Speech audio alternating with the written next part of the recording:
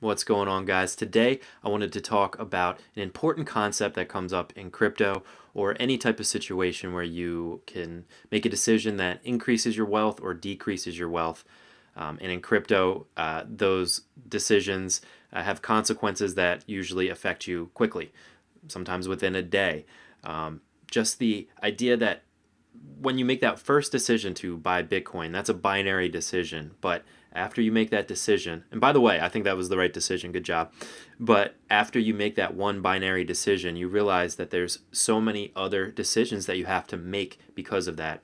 And when you don't make the optimal choice, that feels like a loss to you. Even if you are experiencing gains, even if you are increasing your wealth, it can sometimes feel like a loss when you're not increasing it as much as you could have had you pulled the trigger on a certain decision, or conversely, compared to how other people are doing. Now, like I said, when you make that first decision to buy Bitcoin, that's comes with other decisions as well. What exchange you want to buy on, when do you want to buy it? Do you want to buy it at a dip? Hopefully you will have that foresight to do that. Do you want to put all of your investment in at once, or do you want a dollar cost average? Again, all of this is not financial advice. I would suggest dollar cost averaging so you don't have to deal with the volatility which adds to these decisions or potential outcomes adding up and up and up.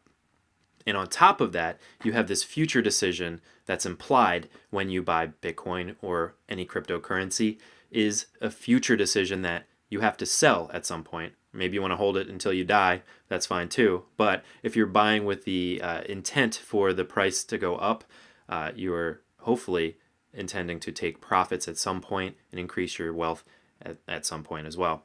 So as time goes on, you realize that there's a whole bunch of other decisions that come up because your emotions start to come into play as FUD comes out, as bad news comes out, as these doomsday articles come out, as people around you are telling you that, Bitcoin was a bad choice, you shouldn't have invested in this, and you start to believe them. These are decisions that you have to make. Do you have the willpower to stick with your convictions to hold long term, or can you stick with your plan, or do you want to get out now because you're scared and you don't want to have potential losses? On the other end, this small investment that you made into crypto, now it has seen exponential gains, and now you're in a different situation where that small amount of money is now a big amount of money that actually does matter to you. So now you have to decide, are you going to take profits out? How much profits are you going to take out? When are you going to take them out? Are you going to diversify? Are you going to start buying some altcoins? Which is an inevitability, I think, when you buy Bitcoin. Just as you see other people making more gains, as people's investments in these altcoins are beating Bitcoin's gains, that can be frustrating as well. So you start to do some research on some of these altcoins. You start to really believe in some of the projects, but you don't pull the trigger necessarily. And as more and more of these altcoins and projects come on your radar, when they moon or when they take off and you hadn't pulled the trigger on them, it feels like a loss because you missed out. It's that FOMO that really drives this market. So as all of these potential possible pathways that you could have gone down present themselves to you, you realize that you are not maximizing your potential gains.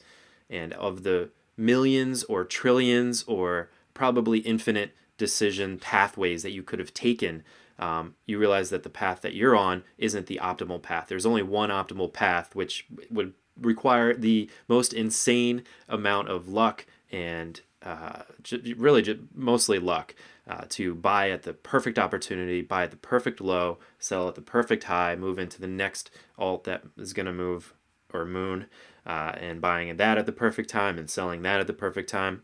It's impossible to do, yet you judge yourself against that perfect model, this alternate dimension where you are just running like God.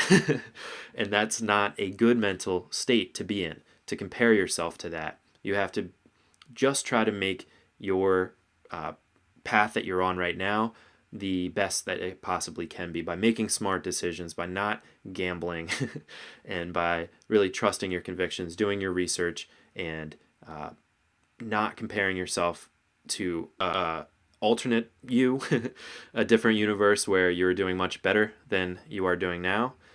And number two, other people, because other people, as you are increasing, other people are going to increase their stacks, and then you're going to have your time in the sun if you are investing, making smart investments in decent projects with decent teams that are going to follow their white paper. They're going to follow their roadmap, and they're going to actually create the thing that you have a belief in, that you have convictions in.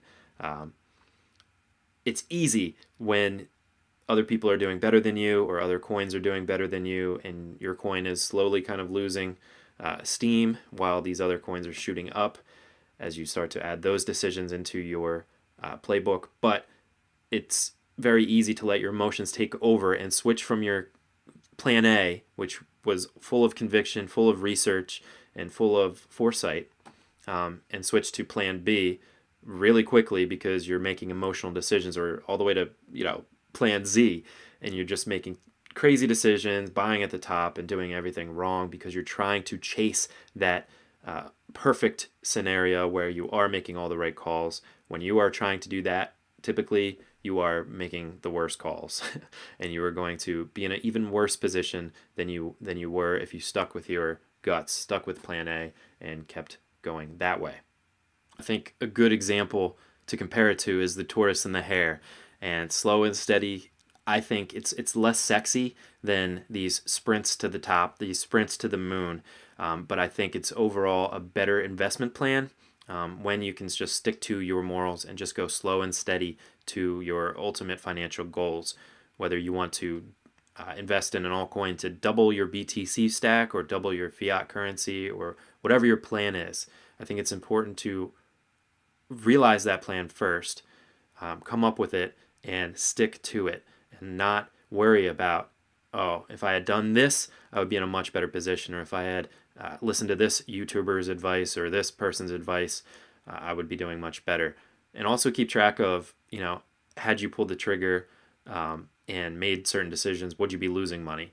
I think it's important to always keep that in mind too, the JOMO, the joy of missing out, and keep track of that. Keep a tally and realize that a lot of times, if you are chasing these better pathways, these bigger gains, these faster gains, most of the time you're going to get burnt, but you're only going to concentrate on the ones where you would have crushed it.